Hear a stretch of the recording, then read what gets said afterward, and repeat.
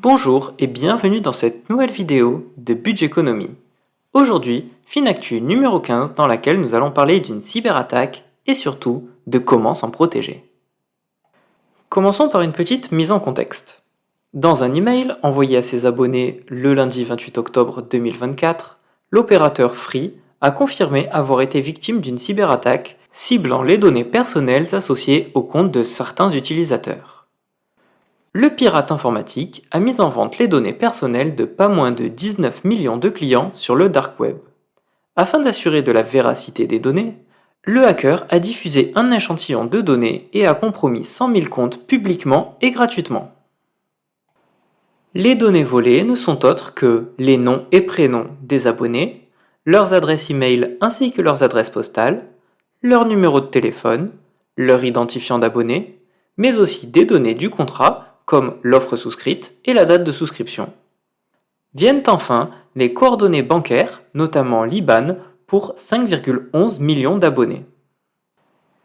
Ces données personnelles peuvent être utilisées notamment pour des tentatives de phishing par email ou par téléphone, pour une usurpation d'identité, mais aussi pour réaliser des prélèvements frauduleux sur les comptes bancaires. Si l'IBAN seul ne permet pas de réaliser de transfert d'argent, couplé à d'autres données personnelles, il peut permettre de réaliser un mandat de prélèvement SEPA. Comme vous le savez sûrement, l'IBAN est le code qui permet d'effectuer des virements bancaires.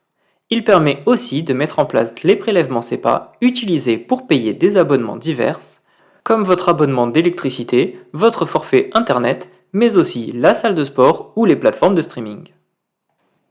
Si l'IBAN est couplé à des informations personnelles telles que votre nom, votre prénom, l'adresse et votre ville de naissance, les pirates informatiques peuvent usurper une identité. Cela peut permettre notamment de souscrire à des prêts dans des banques en ligne, souvent moins regardantes sur la vérification d'identité. En falsifiant la signature et à l'aide d'infos justificatives de domicile, les escrocs peuvent essayer de souscrire à certains produits financiers à partir de l'IBAN de la victime. Heureusement, les banques augmentent constamment leur niveau de sécurité et de vérification des documents. Les informations volées lors de cette cyberattaque peuvent permettre également de réaliser une attaque de type SIM swapping. Il s'agit d'une attaque visant à voler votre numéro de téléphone en commandant une nouvelle carte SIM à votre opérateur. Cela peut permettre aux voleurs de réaliser des appels surtaxés à partir de votre ligne de téléphone, mais surtout de recevoir les SMS de confirmation pour les authentifications à double facteur.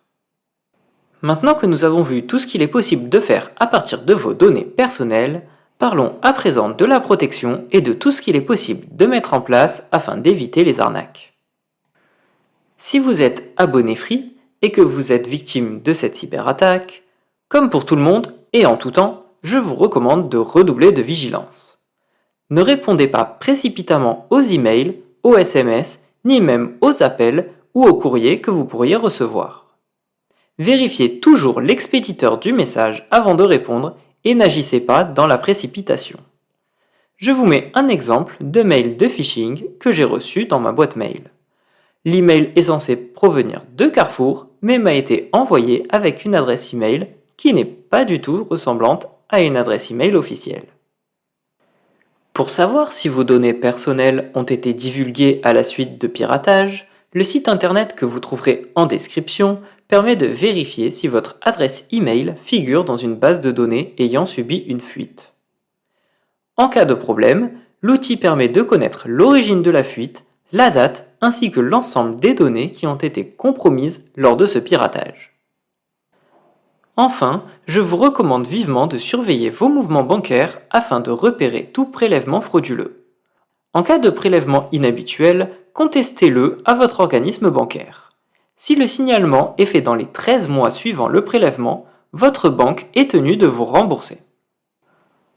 Enfin, la meilleure protection pour éviter les tentatives de fraude à l'IBAN est l'utilisation d'une liste blanche de créanciers.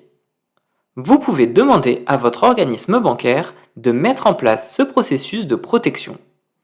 Ainsi, chaque nouveau débiteur devra être ajouté manuellement à cette liste afin de pouvoir prélever les sommes sur votre compte bancaire.